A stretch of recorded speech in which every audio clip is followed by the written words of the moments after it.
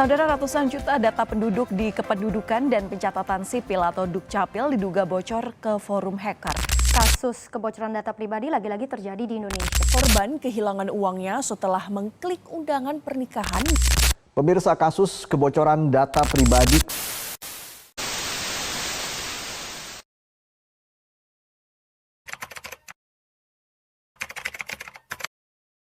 privasi itu nanti akan sangat berbahaya apabila jatuh di tangan di orang yang salah. Ghosting itu seperti membeberkan identitas diri kita di sosial media, tapi orang lain yang menyebarkan, orang yang tahu tentang kita menyebarkan informasi kita ke dunia maya atau media sosial.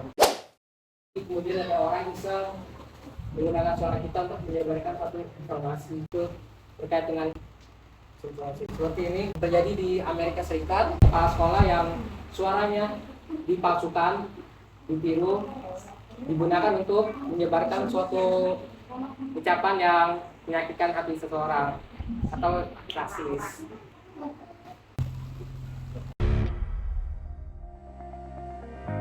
Pemirsa, terima kasih Anda masih bersama kami di Selamat Pagi Indonesia.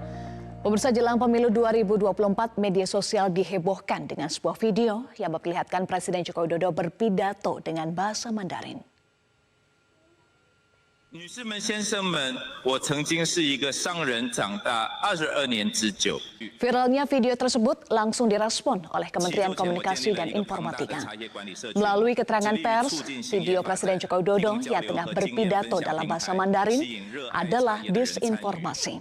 Penyalahgunaan teknologi seperti kecerdasan buatan yang untuk mengubah-ubah wajah maupun suara menjadi disinformasi atau informasi yang tidak tepat.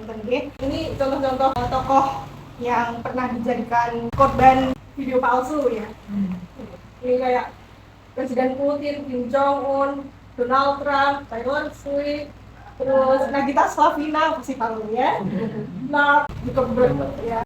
Ini terus mantan Presiden Obama itu juga pernah.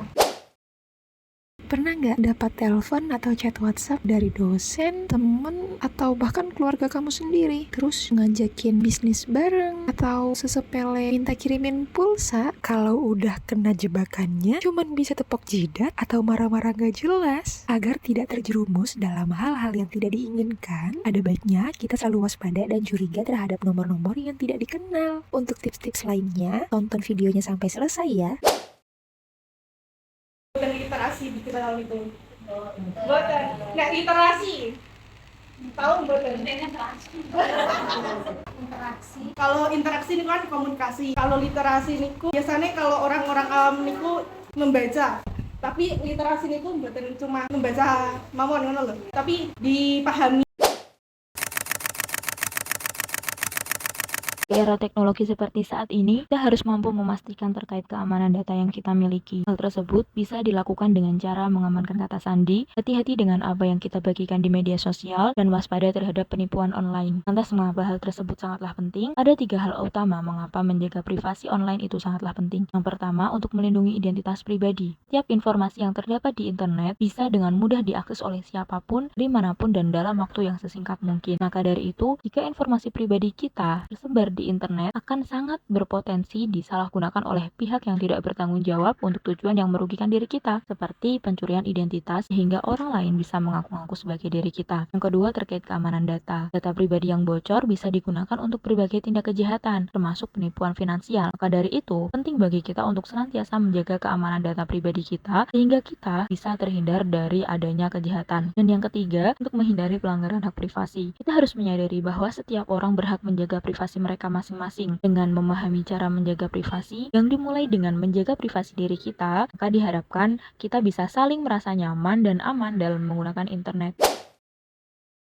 Nah, untuk tips-tips selanjutnya yaitu jika kita menerima sebuah informasi dari berbagai media, hal pertama yang perlu kita lakukan adalah memverifikasi sumber informasi. Tips Tips yang kedua adalah memperhatikan detail visual dan audio. Secanggih-canggihnya teknologi, pastinya memiliki kekurangan yang bisa kita teliti. Apabila video dan audio memiliki pergerakan yang tidak sinkron, bisa jadi video tersebut merupakan hasil dari editan dan bukan merupakan video asli. Tips selanjutnya, kita bisa memeriksa kebenaran informasi tersebut dengan cara membandingkannya dengan sumber lain yang terpercaya. Contohnya, di Indonesia sendiri terdapat portal berita online yang terpercaya dan aktual, seperti detik.com, CNN Indonesia, Kompas, Liputan6.com, Kumparan, IDN Times, Tempo, dan sebagainya. Kita harus memastikan bahwa berita di satu sumber dengan sumber yang lain adalah sama. Apabila ditemukan kejanggalan, maka kita tidak bisa langsung mempercayainya begitu saja. Kita juga tidak boleh langsung menyebarkan berita tanpa memastikan terlebih dahulu kebenarannya. Dan tips yang paling penting adalah berusaha untuk tetap berpikir kritis. Seperti yang sudah diungkapkan sebelumnya, dalam hal ini kita juga harus selalu waspada dan curiga terhadap berita-berita yang belum dapat dipastikan kebenarannya.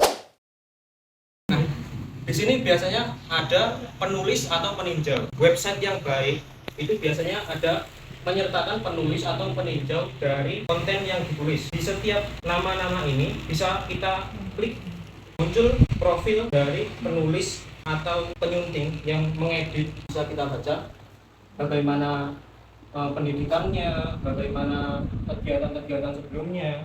Nah, jadi kita tahu